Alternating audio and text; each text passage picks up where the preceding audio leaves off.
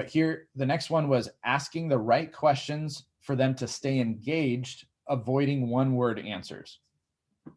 So we want to start with rapport, right? That's always the first thing. A lot of times when we get to the one word, the closed off, is because sometimes it's uncomfortable. I've never been to a yoga class before, or I don't really want to tell them why I'm here, that I'm 50 pounds above my body weight that I really want to be at. And it's embarrassing. And I just met this person and I don't feel comfortable divulging that information yet.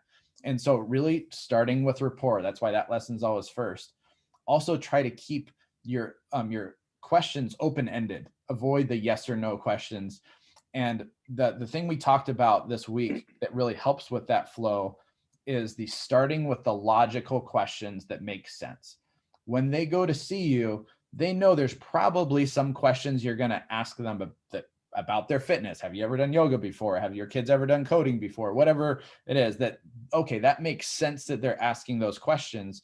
And then you start getting into the more emotionally tied questions. So, okay, well, you said you wanted to get in better shape. Tell me a little bit more about what better shape looks to you. Like, what would you be able to do with doing that you're not able to do now? Why is this so important that we hit this goal? Because we really want to make sure we help you out with that.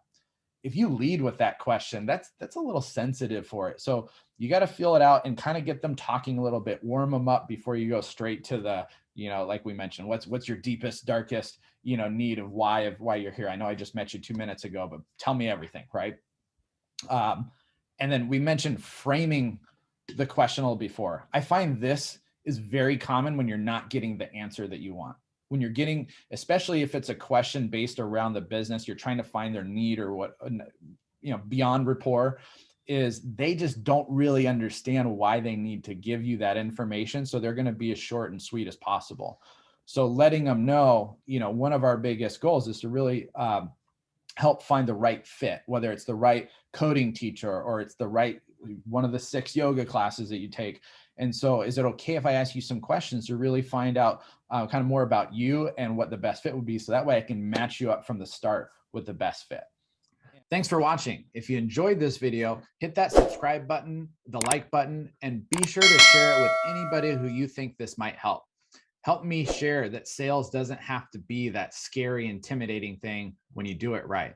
Thanks again, and I'll see you soon.